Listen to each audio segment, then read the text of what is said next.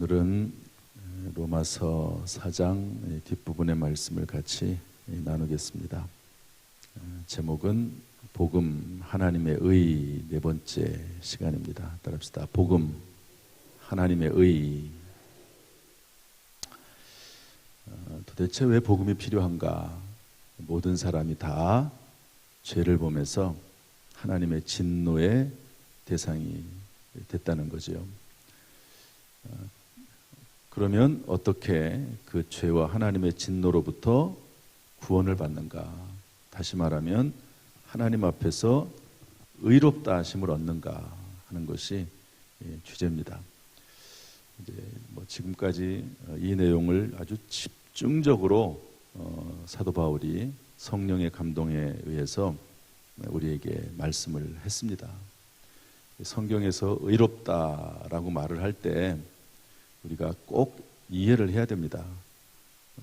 사회에서 특별히 운동권에서 부르짖는 것처럼 정의 이런 것들 아닙니다. 그분들이 정의를 부르짖으면서 정권을 잡기도 하지만 그러나 드러나는 여러 가지 면면들을 보면 다 그렇다는 건 아닙니다. 저도 386세대, 586세대에 속하고 거기에 동참해서 하기도 했으니까요. 그러나 그 드러나는 면면을 보면 정의를 부르짖을 수 없는 그런 분들도 많습니다. 성경에서 말하는 의라고 하는 것은 칭의입니다. 칭의. 답시다. 칭의. 의롭다고 그냥 칭해 주는 것뿐입니다. 예수 그리스도의 십자가의 보혈로 의롭다고 인정해 주는 거죠. 그래서 그것을 의인이라고 합니다. 물론 성경에 의인, 사람 인자를 쓰기도 하지만 신학적으로는 의인, 의롭다고 그냥 인정해 주는 겁니다. 그래서 의롭다고 인정해 준 사람을 하나님께서는 의로운 사람이라고 하는 겁니다. 그러니까 실제로 의로워가지고 거룩해가지고 완전해가지고 의로운 사람이 아니고 하나님이 의롭다고 인정해 줘서 눈 감아줘서 성경 표현으로 하면 간과해서 그냥 덮어줘서 의롭다고 하나님께서 불러주시는 것이죠. 어떻게 그럼 하나님 앞에 의롭다 하심을 얻는가? 율법으로는 안 된다. 죄를 깨달을 뿐이다 하는 것이죠. 이제는 율법 외에 한 의가 나타났다. 율법도 원래는 의였습니다. 모세 율법을 주시면서 이것을 다 지키면 하나님께서 의롭다고 해주시는 거죠. 그런데 율법으로는 죄를 깨달을 뿐이고 의롭게 되지 못하고 예수 그리스도의 속량으로 말미암아 모든 사람이 죄를 범하였으며 하나님의 영광에 이르지 못하더니 오직 예수 그리스도의 속량으로 말미암아 하나님의 은혜로 값없이 의롭다 하심을 얻은 자 되었느니라. 그러므로 자랑할 데가 없다는 거죠. 그래서 어제는 그 예로 아브라함의 이야기를 들었습니다. 그래서 오늘 그 뒷부분의 이야기를 또 나눠보려고 합니다. 우리 13절부터 15절 말씀 다 같이 읽어보겠습니다. 시작. 아브라함이나 그 후손에게 세상의 상속자가 되리라고 하신 언약은 율법으로 말미암은 것이 아니요 오직 믿음의 의로 말미암은 것이니라. 여기 세상의 상속자가 된다는 말은요, 아브라함의 자손 중에 나타날 메시아, 다시 말하면 예수 그리스도죠. 그분의 이 세상 통치를 의미합니다. 그리고 여기 나와 있는 이 언약이라고 된 말씀은 아브라함의 믿음으로 말미암아 주어진 약속이고요. 창세기에 여러 군데 나와 있습니다. 중요한 것은 이 약속이 모세 율법보다 440년이나 앞섰다는 거죠. 그래서 하나님이 이미 아브라함과 한 이 구원의 약속, 믿음으로 말미암아 얻는 의에 대한 이 약속은 폐기될 수가 없다. 율법은 하나님의 진노를 이루고 범법을 드러낼 뿐이지 율법으로 말미암아 된 것이 아니고 오직 믿음의 의로 말미암은 것이다. 따라합시다. 오직 믿음의 의. 이것을 이제 갈라디아에서 잘 설명을 했는데요. 한번 읽어보겠습니다. 갈라디아서 3장 16절 17절 시작. 이 약속들은 아브라함과 그 자손에게 말씀하신 것인데 여럿을 가리켜 그 자손들이라 하지 아니하고 오직 한 사람을 가리켜 내 자손이라 하였으니 곧 그리스도라. 내가 이것을 말하노니 하나님께서 미리 정하신 언약을 430년 후에 생긴 율법이 폐기하지 못하고 그 약속을 헛되게 하지 못하리라. 아멘. 참 이 성경 말씀은 성경을 성경으로 풀어내는 그런 좋은 이해라고 볼 수가 있습니다. 여기 오직 한 사람을 가리켜 내 자손이라 하였으니 이 말이 뭐냐면요, 창세기 22장 18절 말씀입니다. 아브라함이 아들 이삭을 번제로 드리죠. 그때 하나님이 그걸 막아서시면서 축복하십니다. 내가 너를 복주겠다. 너의 자손을 복주겠다. 그리고 나서 맨 마지막에 너의 씨로 말미암아 천하 만민이 복을 받을 것이다. 이렇게 말씀하고 있거든요. 그런데 너의 씨라고 하는 이 단어, 이게 자손이거든요. 그런데 그 씨가 단수라는 겁니다. 이것을 참 놀랍게 파악을 해내는 거죠.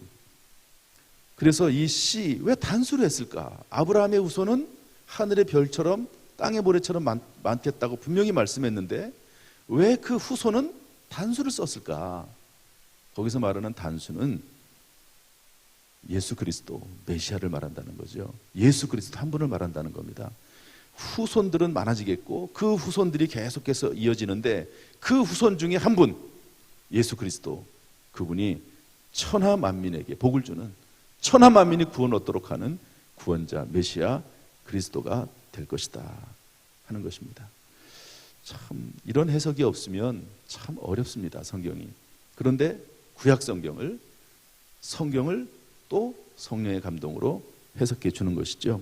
그래서 갈라디아 3장 16절 17절 아브라함에 대한 이야기를 하면서 아브라함의 후손, 그 씨로 말미암아 천하 만민이 복을 받는다고 말씀했는데 오직 한 사람이라고, 오직 한 사람, 내 자손, 내 씨라고 말씀했는데 곧 그리스도다. 참 이렇게 해석을 딱 해줍니다. 여러분, 예수 그리스도로 말미암아 천하 만민이 복을 받게 되는 역사가 이미 우리 가운데 이루어진 줄로 믿습니다. 16절 17절 말씀 읽어보죠. 16절 17절 시작. 그러므로 상속자가 되는 것은 그것이 은혜에 속하기 위하여 믿음으로 되나니 이는 그 약속을 그 모든 후손에게 굳게 하려 하심이라. 율법에 속한 자에게뿐 아니라 아브라함의 믿음에 속한 자에게도 그러하니 아브라함은 우리 모든 사람의 조상이라. 기록된 바 내가 너를 많은 민족의 조상으로 세웠다 하심과 같으니 그가 믿은 바 하나님은 죽은 자를 살리시며 없는 것을 부르시는 이시니라. 아멘. 여러분, 따라서 율법에 속한 자들, 유대인들이죠. 율법으로 의롭게 되려고 하는 사람들이죠. 또 믿음에 속한 자들, 예수를 그리스도로 고백하는 우리 모든 사람들에게도 아브라함은 믿음의 조상이 된다는 겁니다. 여기 16절 맨 뒤에 보면 아브라함은 우리 모든 사람의 조상이라 이랬거든요. 그리고 그 위에 보면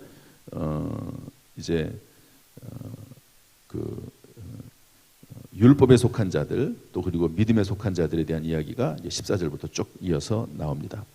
한번 따라서 합시다. 아브라함은 우리 모든 사람의 조상이라. 여러분, 아브라함이 우리의 조상입니까? 아니죠. 아브라함은 이스라엘 사람들, 이스라엘 민족의 조상입니다. 그런데 우리 모든 민족의 조상, 모든 사람의 조상이라는 말이 뭘까요? 그 의미가 믿음으로 말미암는 의의 시초고 믿음으로 말미암는 의의 조상이라는 겁니다. 그래서 아브라함이 믿음으로 말미암는 의를 하나님 앞에 받았고, 그리고 그 아브라함처럼 우리도 믿음으로 말미암아 의롭다 하심을 얻는다. 그래서 아브라함을 모든 사람의 조상이라고 표현하고 있는 겁니다. 여기 여러분 그런 노래도 있잖아요. 믿음의 조상 아브라함은, 이런 그런 노래도 있잖아요. 거기서 말하는 믿음의 조상 아브라함, 여기서 나온 그런 말씀입니다. 이렇게 이제 믿음의 조상이 됐는데 아브라함이 그 믿음의 특징을 18절부터 22절 말씀에 써놨습니다. 한번 읽어보겠습니다. 18절부터 22절 한번 여러분 쭉 읽으면서 어떤 믿음을 도대체 가지고 있길래 아브라함을 믿음의 조상이라 하나 한번 읽어보도록 하죠. 시작. 아브라함이 바랄 수 없는 중에 바라고 믿었으니 이는 내 후손이 이같으리라 하신 말씀대로 많은 민족의 조상이 되게 하려 하심이라. 그가 100세나 되어 자기 몸이 죽은 것 같고 사라의 태가 죽은 것 같음을 알고도 믿음이 약하여지지 아니하고 믿음이 없어 하나님의 약속을 의심하지 않고 믿음으로 견고하여져서 하나님께 영광을 돌리며 약속하신 그것을 또한 능히 이루실 줄을 확신하였으니 그러므로 그것이 그에게 의로 여겨졌느니라. 여러분 성경 읽으라는 거 잘 읽고 계시죠? 새벽에 참석을 하시면 적어도 2번은 읽습니다. 성경 봉독 시간에 한 번 읽고 또 설교 말씀을 전하고 들으면서 또 한 번 읽고 2번씩은 읽잖아요. 그리고 각자 또 몇 번씩 읽으시면 로마서 말씀을 많이 읽게 됩니다. 이게 문제는 이제 이번 20일에 끝나지 못하는 뒷부분이 문제긴 하지만 아무튼 근데 그 말씀은 어려운 말씀은 아닙니다. 이제 12장부터는 이제 앞으로 이렇게 살아라라고 하는 어떤 도덕적이고 윤리적인 교훈이거든요. 이거 쭉 읽어나가면 됩니다. 사실 이 원리에 해당하는 이 부분이 중요하죠. 자, 어쨌든 많은 민족의 조상이 된 아브라함의 믿음의 특징이 뭐냐? 18절에 보니까 바랄 수 없는 중에 믿었다는 겁니다. 합시다. 바랄 수 없는 중에 바라고 믿음. 예. 그 다음에 19절 그 내용을 조금 부연 설명하는데요. 100세가 되어서 사라의 태가 이미 죽었습니다. 임신하지 못합니다. 그것을 알고도 믿음이 약해지지 않았습니다. 따라합시다. 알고도. 저는 이 말씀이 상당히 중요하다고 보는데요.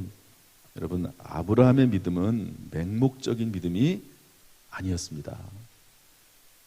예수 믿는다고 하면 믿음이라고 하는 게 마치 맹목적이고 미련하고 도무지 상식도 없고 생각도 없고 그런 것처럼 이해가 되는데 그렇지 않습니다. 아브라함이 분명히 알고 있었어요. 자기 나이가 몇 살인지 알고 있고 이미 사라는 경수가 끊어졌고 우리로 말하면 과학적으로 이미 아내는 임신하지 못한다는 것을 알고 있었다는 거예요. 아브라함이 아무런 생각도 없는 사람이 아니고 이미 모든 상황 환경들을 다 파악하고 있습니다. 그러나 그럼에도 불구하고 그런 분별이 분명히 있음에도 불구하고 그런 상황이나 환경 눈에 보이는 것보다 눈에 보이지 않는 하나님의 능력과 하나님의 역사를 더 신뢰했다 하는 그런 의미지. 과학을 초월하고 그리고 모든 천지를 창조하신 하나님의 능력을 더 믿은 것이지 아브라함이 아무런 생각도 없는 그런 사람이 아니다 하는 것을 말씀해주고 있습니다. 그래서 아브라함 믿음의 특징은 알고도 믿음이 약해지지 않았다는 것이고요. 20절 상반절에 보면 믿음이 없어서 약속을 의심하지 않았고 오히려 믿음이 견고해져서 하나님께 영광을 돌리고 21절에 보면 약속하신 것을 능히 이루실 줄로 확신했다는 겁니다. 이런 모습들을 통해서 이런 믿음으로 인해서 아브라함은 하나님께 의로 여겨졌다. 이것이 아브라함의 믿음이라는 것으로 믿음인 것을 성경이 말씀해주고 있습니다. 이런 아브라함의 믿음을 이제는 우리의 의와 아브라함의 의와 우리의 의를 연결시켜주고 있습니다. 아브라함에게만 이런 의미가 있는 것이 아니라 아까 말씀한 것처럼 아브라함은 우리 모든 사람의 조상이다. 아브라함이 믿음의 조상이 되고 믿음으로 말미암아 의롭다하심을 얻었는데 그 예를 쭉 지금 설명을 했습니다. 마찬가지로 우리도 그렇다는 거죠. 23절 25절 읽어보겠습니다. 23절부터 시작. 그에게 의로 여겨졌다 기록된 것은 아브라함만 위한 것이 아니요 의로 여기심을 받을 우리도 위함이니 곧 예수 우리 주를 죽은 자 가운데서 살리신 이를 믿는 자니라. 예수는 우리가 범죄한 것 때문에 내줌이 되고 또한 우리를 의롭다 하시기 위하여 살아나셨느니라. 따라합시다. 아브라함만 위한 것이 아니요 의로 여기심을 받을 우리도 위함이니. 할렐루야. 그래서 아브라함이 그렇게 의로 여기심을 받았다는 것은 바로 저와 여러분을 위한 것이라 하는 것이지요. 무엇을 믿는 겁니까? 예수, 우리 주를 죽은 자 가운데 살리신 하나님을 믿는 그 믿음, 그 믿음으로 말미암아 우리가 의로 여김을 받습니다. 25절 보면 예수는 우리의 범죄한 것 때문에 내줌이 되고, 내줬다는 말은 십자가에 못 박혔다는 겁니다. 하나님께서 내주신 것이죠. 또한 우리를 의롭다 하시기 위하여 부활하셨다. 그래서 복음은요, 다시 말하면 십자가와 부활입니다. 따라합시다. 십자가와 부활. 그래서 여러분, 내가 정말 믿음이 있는가 없는가 하는 것을 확인해 보는 가장 쉬운 방법은 내가 십자가와 부활을 믿는가. 또 이것을 조금 확대하면요, 사도신경입니다. 여러분, 성경 66권을 창세기부터 요한계시록까지를 요약해 놓은 신앙 고백이 있습니다. 그것이 뭐죠? 사도신경입니다.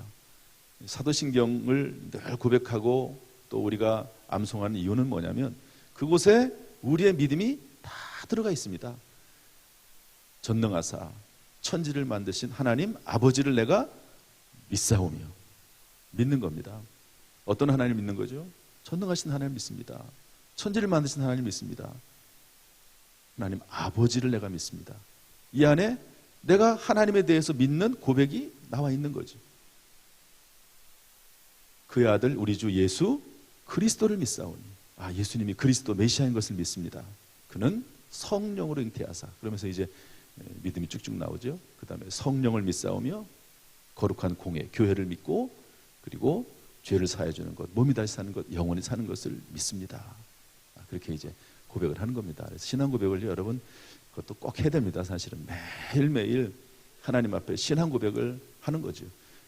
매일매일 주기도문을 통해서 하나님 앞에 기도하고 죄를 고백하고, 그리고 시험에 들지 않도록 하나님 앞에 간구하고 양식을 달라고 기도하는 것처럼 매일매일 사도신경 암송하고 또 기도, 주기도문을 통해서 기도하는 것이죠.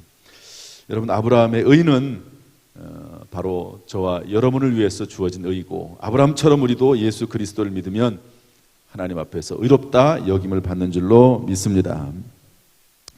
그래서 이제 2주간 마지막 지나면서 드리는 말씀은, 여기 보면 그의 믿음을 의로 여기시나니, 이런 말이 있습니다. 답사 여기시나니.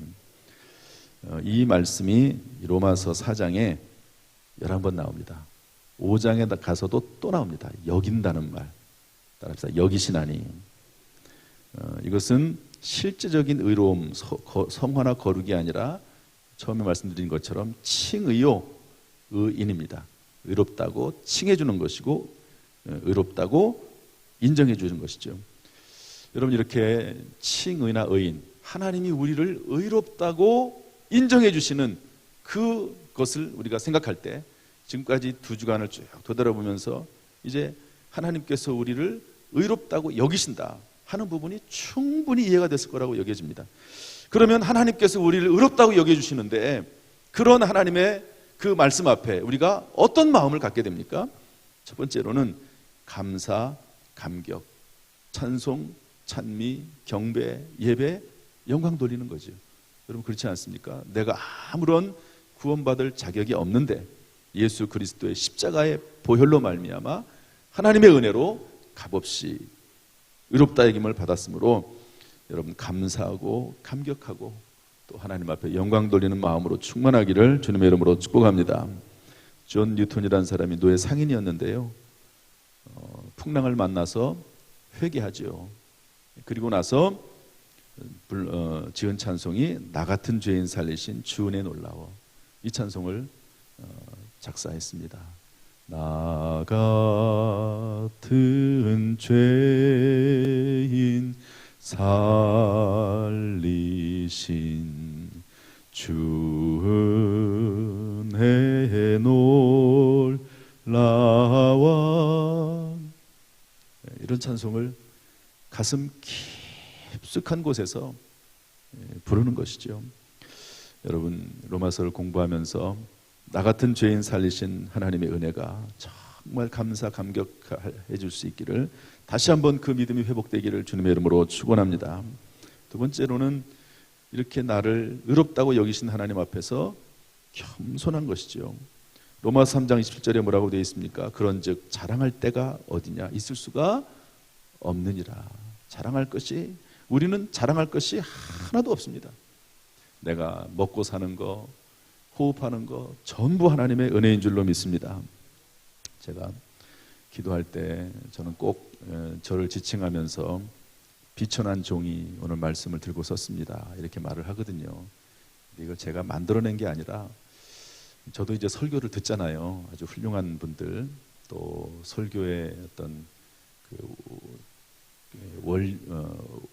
원류라고 할 수 있는 아주 근본적이고 또 설교를 은혜롭게 하는 분들의 설교를 듣습니다. 아주 유명한 분인데 그분이 꼭 기도를 하면서 본인을 비천하다고 표현을 해요. 비천한 종이 오늘 말씀을 들고 섰사오니 이러면서 기도를 합니다. 제가 그걸 들으면서 참 이분이 훌륭하시다 그런 생각을 제가 했습니다. 정말 수만 명의 성도를 두고 또 그러면서도 존경받는 분입니다. 그런데도 늘 비천하다고 생각하고 있고 하나님 앞에 정말 겸손하게 서 있는 모습을 볼 때 참 훌륭하시다 이런 생각을 했습니다. 하나님께서 우리를 의로 여기셨다 하는 것을 생각할 때마다 늘 겸손하고 자랑할 데가 없으니까 늘 겸손하고 또 겸손해야 될 줄로 믿습니다. 마지막 한 가지는요, 무언가 그 은혜에 보답하고자 하는 그런 마음이 생기는 것이 저는 당연하다고 봅니다. 제가 가끔 얘기하지만 여러분 임신하면 어떻게 되죠? 저는 임신을 안 해봐서 모르지만 임신한 제 아내를 보잖아요. 근데 저희 아내는 임신한 보통 입덧을 한, 저희는 입덧을 하나도 안 했습니다. 두 아이를 가지면서. 그런데 이제 그 아이가 정말 뱃속에서 뛰노는 게 느껴질 때가 있습니다. 배에다 손을 얹고 거의 매일 기도를 해주거든요. 그러면 그 아이가 속에서 뜁니다. 정말로. 발로 차는 건지 아무튼 알았다고 표시를 하는지는 모르지만 그 아이가 뱃속에서 꿈틀거리고 살아있는 것이 느껴집니다. 임신을 하면 그렇게 되거든요. 그런데 여러분 예수 그리스도를 영접을 하면 어떻게 됩니까? 요한계시록 3장 20절에 보면 볼지어다 내가 문 밖에 서서 두드리노니 누구든지 내 음성을 듣고 문을 열면 내가 그에게로 들어가 그는 나와 더불어 먹고 나는 그와 더불어 먹으리라. 예수님께서 성령을 통해서 하나님의 영으로 예수 그리스도의 영으로 내 안에 들어오신다고 그랬거든요. 그러면 무언가 변화가 생길 수밖에 없는 겁니다. 성령이 들어오셨고 예수 그리스도께서 내 안에 들어오셨는데 어떻게 아무런 변화가 없겠습니까? 그래서 물론 때때로 이제 우리의 신앙이 떨어질 때가 있어요. 그래가지고 갈등하면서도 그냥 성령의 감동하심을 듣지 못하고 살 때가 있지만, 그러나 여러분 예수 그리스도께서 우리 안에 들어와 계시고 성령께서 우리 안에 내주하시는 줄로 믿습니다. 그러면 무언가 보답하고자 하는 마음이 생기는 것이죠. 값없이 의롭다 하심을 얻었으니까 그런 마음이 생기지 않겠습니까? 그래서 어떤 직업을 가지고 살아가든지 간에 여러분 각자 처소에서 하나님이 기뻐하시는 일, 그런 일들을 감당하고자 하는 그런 마음으로 살아가시기를 주님의 이름으로 축복합니다. 아브라함은 목축업자였고요, 이삭은 농사꾼이었습니다. 요셉은 정치가였고 다윗은 왕이었습니다. 사도 바울을 도왔던 아굴라와 브리스길라 부부는 텐트를 만드는 그런 텐트 제조업자였습니다. 누가는 의사였습니다. 각자 환경 속에서 직업을 가지고 목적은 하나님 앞에 영광을 돌리고 감사하는 마음으로 살아가게 되는 것이죠. 이런 모든 복된 삶이 저와 여러분 가운데 있기를 주님의 이름으로 축복합니다. 하나님께서 저와 여러분을 비록 부족하지만 의롭다고 인정해 주셨습니다. 할렐루야. 이 믿음 안에 굳게 서서 흔들리지 않고 살아가기를 주님의 이름으로 축원합니다. 이제 다음 주간부터는요, 일단 의롭다 하심에 대한 이야기를 딱 끝냈어요. 그런데 그러고 나서 곧바로 행위로 들어가면 좋은데 삶으로 그렇지 않습니다. 그것을 알매도 불구하고 사도 바울이 삶 속에서 당하는 그런 갈등, 내가 이렇게 예수 믿고 구원받았는데 왜 내가 하나님 말씀대로 살지 못하지 하는 그런 고민, 이런 것들이 참 잘 나와 있습니다. 그런 부분들을 다음 시간부터 다뤄보도록 하겠습니다. 기도하겠습니다. 하나님 아버지 감사합니다. 우리가 죄인의 괴수이지만 예수 그리스도의 속량으로 말미암아 하나님의 은혜로 값없이 의롭다 하심을 얻게 하시니 감사합니다. 우리를 의롭다고 여겨주시니 감사합니다. 오늘도 이 믿음 가운데 굳게 서서 살아갈 수 있도록 늘 인도하여 주옵소서. 2주간의 새벽 기도회를 진행했습니다. 로마서의 말씀이 우리의 가슴에 새겨지게 하시고 생각 속에 들어오게 하시고 몸속에 들어가게 하시고 우리의 뼈에 새겨지는 귀한 말씀 되도록 인도해 주옵소서. 예수님의 이름으로 축복하며 기도하옵나이다. 아멘. 이제는 우리 주 예수 그리스도의 은혜와 아버지 하나님의 무한하신 사랑과 성령님의 교통하심이 이 새벽에 나와 부르짖는 모든 성도들, 또 영상을 통해서라도 말씀을 듣는 모든 성도들에게 그 가정, 직장, 사업, 자녀, 심령 위에 함께 하시기를 간절히 축원하옵나이다. 아멘.